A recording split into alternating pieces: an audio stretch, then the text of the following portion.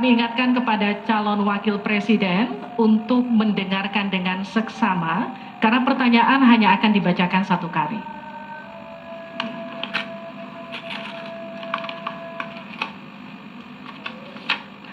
Pertanyaan untuk calon wakil presiden nomor urut 3, Bapak Mahfud MD, terkait ekonomi kerakyatan dan digital.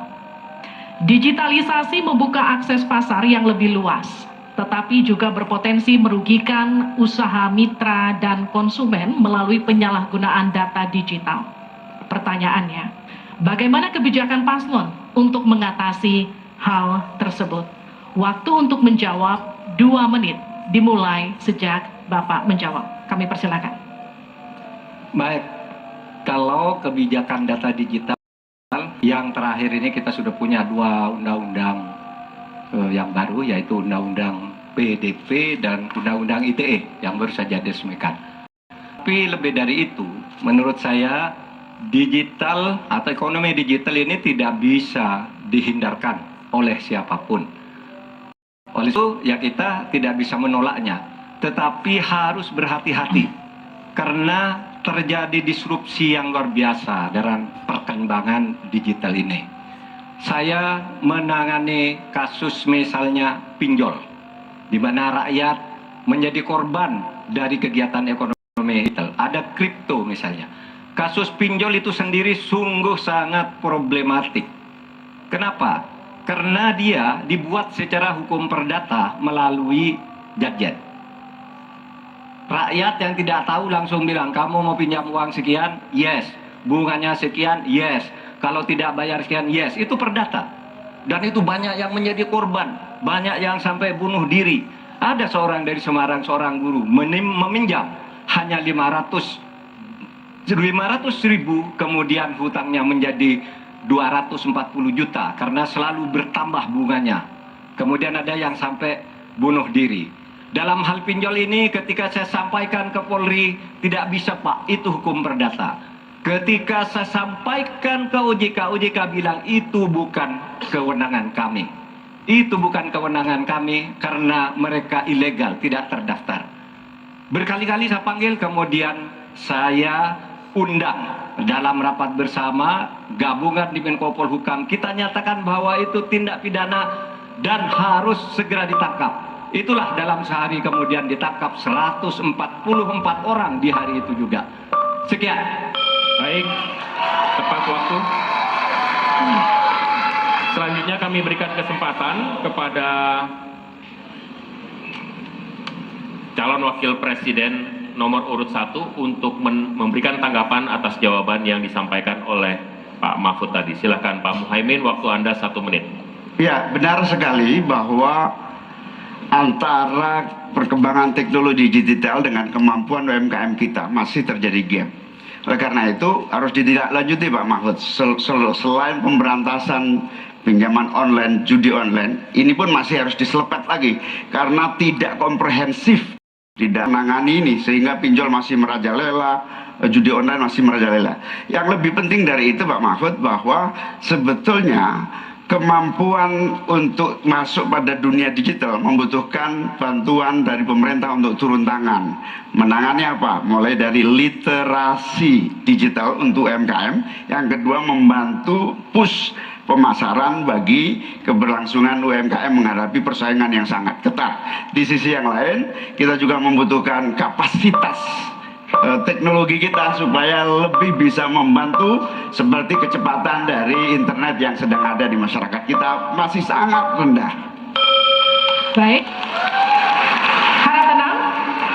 Selanjutnya kita akan beralih ke calon wakil presiden nomor urut 2, Bapak Gibran Raka Buming Raka, untuk menanggapi. Waktu Bapak untuk menanggapi 1 menit, kita mulai sejak Bapak mulai berbicara. Baik, terima kasih. Mungkin kita juga harus hati-hati, selain pinjol dan judi online, kita juga harus hati-hati untuk masalah pencurian data. Untuk itu harus kita kuatkan cyber security dan cyber defense kita. Itu sudah kita lakukan di Solo Technopark. Ada sekolah cyber security. Dan yang perlu tekankan lagi adalah bagaimana para e-commerce ini bisa comply dengan regulasi kita. Jadi sudah tidak ada lagi nanti ke depan yang namanya shadow banning, yang namanya price dumping, yang namanya barang-barang cross border yang membunuh UMKM kita. Kita ke depan harus melindungi UMKM, dan kita ingin sekali lagi, karena tadi Cak Imin bicara masalah literasi keuangan dan literasi digital, ke depan yang kita siapkan harus ada penguatan SDM, penguatan manusia digitalnya. Karena kita ingin anak-anak muda untuk ikut andil dalam hilirisasi digital yang akan kita canangkan sebentar lagi. Mohon tenang, mohon tenang. Saya hargai jika kita semua kooperatif.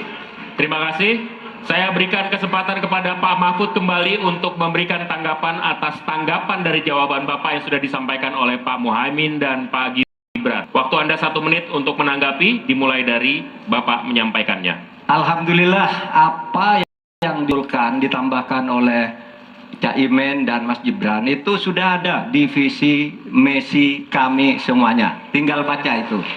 Misalnya kalau bicara infrastruktur agar bisa merata tapi aman, kadang-kala kita bicara infrastruktur itu hanya jembatan, rumah, gedung, dan sebagainya. Padahal ada 3 infrastruktur yang harus dibangun.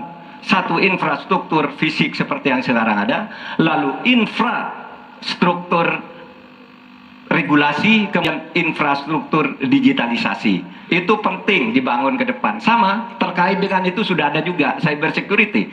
Bahkan saya sendiri yang memimpin rapat di Menko Polhukam dengan memanggil pihak-pihak yang terkait dengan tugas-tugas ini agar cyber security ke depan ditegakkan dengan sebaik-baiknya agar kita tidak selalu kecuali selesai.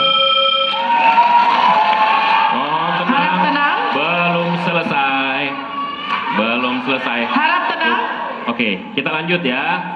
Kita lanjutkan. Selanjutnya kita beralih ke pertanyaan kedua untuk calon wakil presiden nomor urut 1, Bapak Muhaimin Iskandar. Untuk itu kami persilakan panelis Bapak Agustinus Prasetyantoko untuk mengambil subtema pertanyaan. Bapak, di dalam fishbowl silahkan diperlihatkan selanjutnya ke calon wakil presiden dan ke moderator.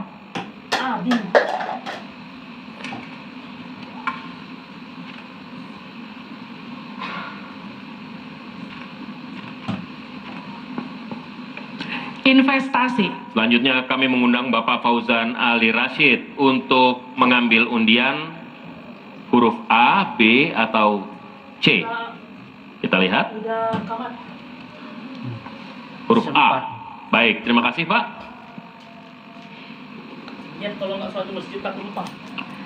Kita buka amplop sesuai dengan undian yang didapat dan kita lihat masih tersegel Bapak. Kami ingatkan kembali untuk mendengarkan dengan seksama karena kami hanya akan membacakan pertanyaan 1 kali.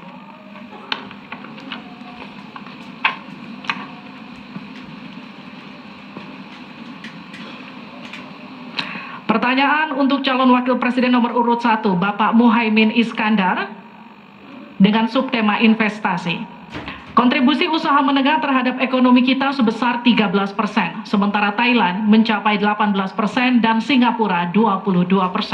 Pertanyaannya, bagaimana strategi paslon meningkatkan investasi untuk usaha menengah dan mendorong usaha kecil naik kelas? Waktu Bapak untuk menjawab 2 menit dimulai sejak Bapak berbicara. Silakan. Terima kasih. Investasi salah satu yang paling penting buat pertumbuhan ekonomi kita.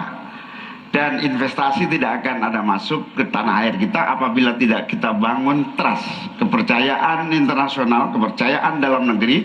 Dengan apa? Dengan kepastian hukum dan terjaganya kestabilan usaha yang berkembang di masyarakat kita. Di sisi yang lain, investasi juga masih sangat tertutup. Kita ingin investasi ini begitu terbuka dan tidak hanya berkonsentrasi kepada investasi yang menumpuk pada sektor-sektor tertentu atau padat modal.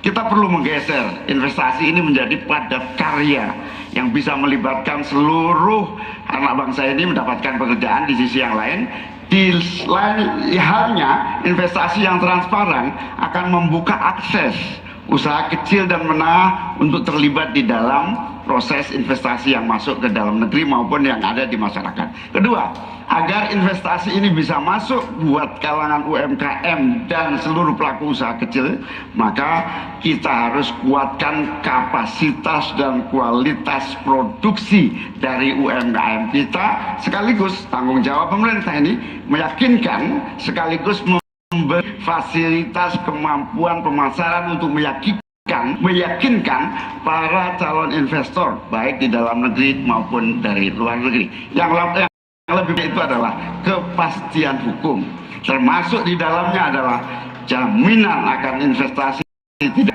disalahgunakan atau tidak menjadi beban baru, dalam artian investasi mengandung kecurigaan kerugian yang itu diakibatkan kepercayaan yang menurun. Kredibilitas pemerintah hukum harus ditegakkan untuk membangun trust agar semua yang investasi merasa aman. Cukup, waktu Anda habis. Terima kasih. Mohon tenang. Kita mulai untuk meminta tanggapan dari calon wakil presiden nomor urut 2 terlebih dahulu, Pak Gibran. Silakan. Baik, terima kasih Gus Muhaimin. Mungkin PR kita ke depan adalah bagaimana kita bisa menurunkan indeks ICOR kita. Kita ingin indeks ICOR kita turun ke angka 4 atau 5%, sehingga investasi akan naik dan akan menumbuhkan trust juga dari para calon-calon investor. Lalu ini yang perlu kita garis bawahi. Kita ingin akses untuk logistik harus terkoneksikan sehingga distribusi bisa menurun. Lalu untuk UMKM ini memang PR kita ke depan juga. Kita ingin memperbanyak inkubasi sehingga UMKM kita bisa naik kelas. Kita dampingi dari aset, kita dampingi dari packagingnya, dari brandingnya, dari marketing online-nya. Setelah selesai, kita dampingi lagi permodalannya. Setelah selesai, kita dampingi lagi untuk bisa cut off taker. Terima kasih. Waktu Anda masih tersisa, Bapak. Mohon tenang. Cukup? Cukup? Baik. Selanjutnya saya berikan kesempatan kepada calon wakil presiden nomor urut 3, Pak Mahfud. Caimin, calon wakil presiden paslon 1. Begini, yang Bapak sampaikan itu tadi saya kira itu sangat normatif. Seharusnya begitu. Di lapangan, Pak, investasi itu sulit loh, Pak. Prosedurnya bertele-tele, ada konflik of interest di mana pejabat yang ngurus itu misalnya harus mendapat sesuatu tapi disalurkan lewat si A. Itu laporan yang masuk ke saya. Ada urusan harusnya diinvestasikan untuk rakyat, itu malah disentralisasi ke negara, dibuat PT sendiri lalu diurus sendiri, rakyatnya tidak kebahagiaan. Nah, itu yang sering saya dapat laporan dari berbagai tempat. Minta izin misalnya untuk UMKM. Untuk UMKM misalnya, berapa? Perlu 24 meja, Pak, untuk mendapat izin UMKM. Pertanyaan saya, instrumen hukum apa yang Pak Imin bisa sediakan untuk menjawab itu semua? Selesai. Baik, terima kasih. Tenang. Ini ada saatnya untuk memberikan aplaus. Selanjutnya kita akan ke calon wakil presiden nomor urut 1, Bapak Muhaimin Iskandar, untuk menanggapi kembali. Waktu Anda 1 menit. Kita mulai. Memang apa yang disampaikan Pak Gibran, selain kita bantu permodalan dan kapasitas untuk produksi yang meyakinkan para investor masuk, ada prasyarat-prasyarat mutlak yang disiapkan pemerintah. Sekaligus menanggapi Pak Mahfud, kita punya undang-undang Omnibus Law, kita punya sistem baru yang lebih efektif dan ramah terhadap investasi. Tetapi sekali lagi, pemerintah terlampau lambat dalam mengimplementasikan itu semua, sehingga harus kita selepet supaya lebih cepat lagi menyediakan sarana dan prasarana bagi percepatan izin.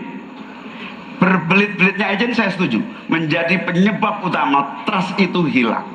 Nah, kita harus membenahi pada wilayah pemerintahan kita yang harus memberikan satu sarana infrastruktur yang memadai. Saya setuju, logistik menjadi salah satu kunci pentingnya. Logistik yang menyambungkan antara kebutuhan murahnya angkut barang sehingga investasi ini. Waktu Anda habis. Harap tenang, kita lanjutkan.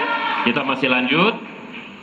Selanjutnya kita akan beralih ke pertanyaan untuk calon wakil presiden nomor urut 2, Bapak Gibran Rakabuming Raka. Untuk itu kami persilakan panelis Ibu Henry Saparini untuk mengambil subtema. Silakan Ibu. Dan silakan diperlihatkan kepada calon wakil presiden dan juga ke moderator.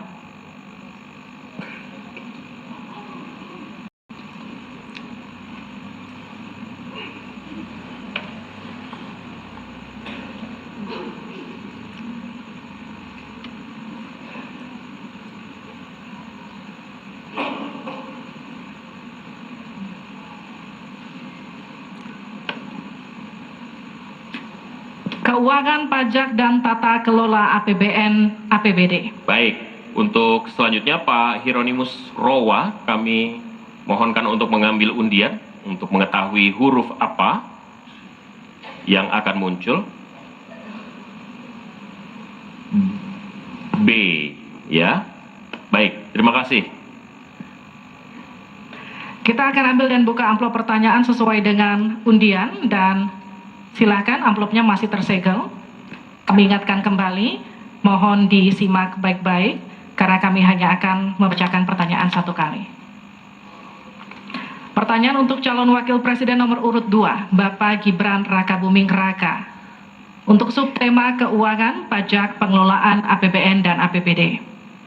Hanya sepertiga APBN yang dapat digunakan untuk membiayai pembangunan. Padahal janji kerja program paslon memerlukan biaya tinggi. Pertanyaannya, mana yang menjadi pilihan prioritas anggaran?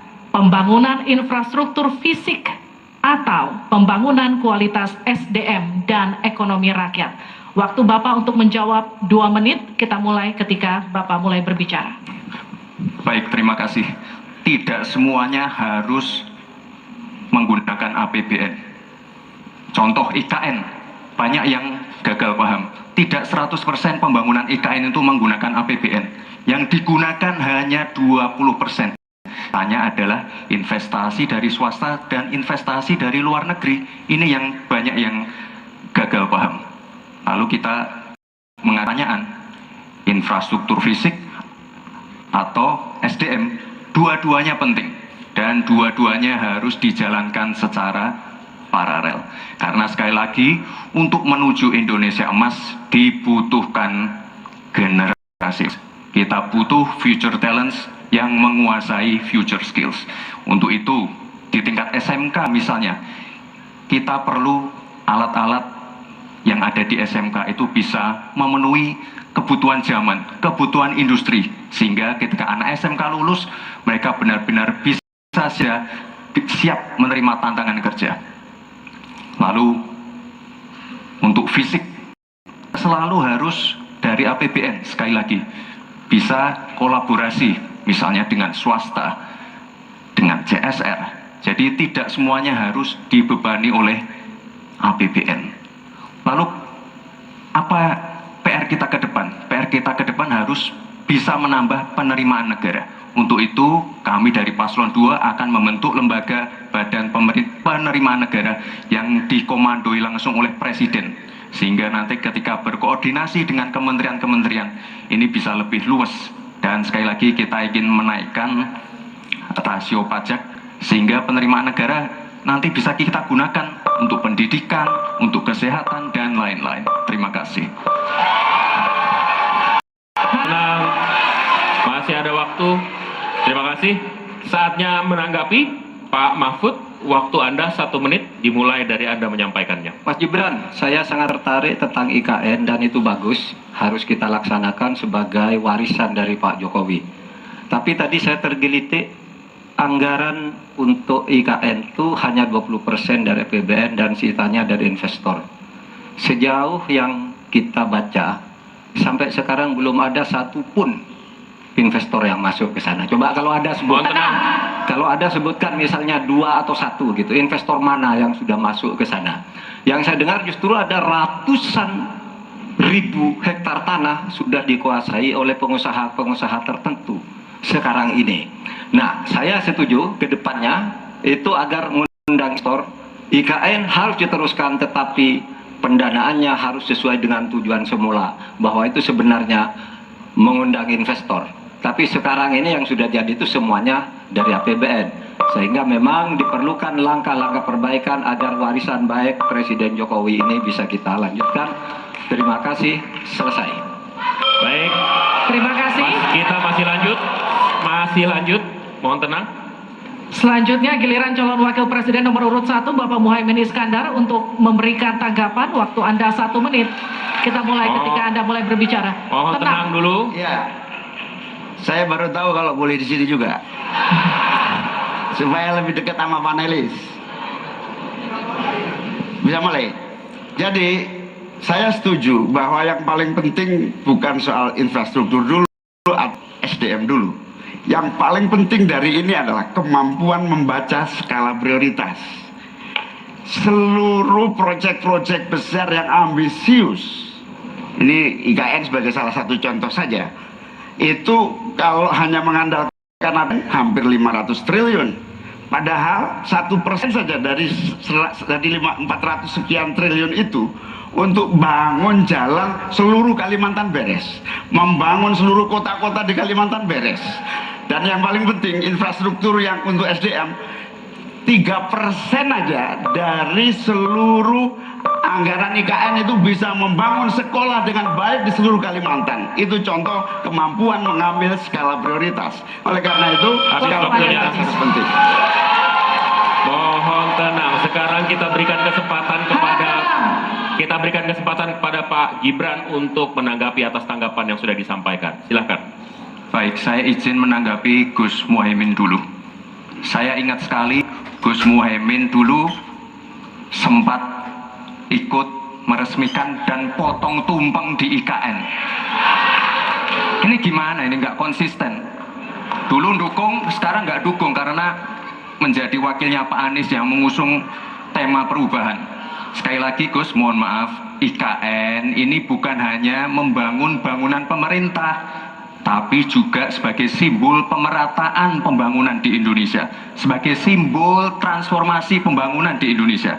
Dan untuk menanggapi Prof. Mahfud, Prof, mungkin nanti setelah pulang dari debat bisa di Google, sudah banyak yang masuk Mayapada, Agung Sedayu, dan nanti akan tambah lagi mungkin setelah Pilpres, karena mereka pasti akan wait and see melihat stabilitas politik di Indonesia. Terima kasih, Prof. Baik, silakan berikan apresiasi dan aplaus dulu ya. Biar semangat semua. 1, 2, 3 pendukung silakan bersemangat memberikan apresiasi.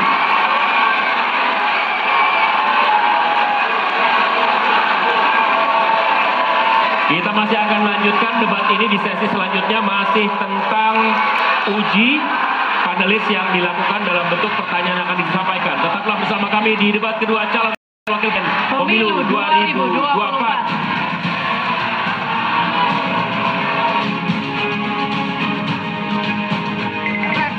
Nama saya sudah terdaftar belum sebagai pemilih? Cek dulu, dicek DP.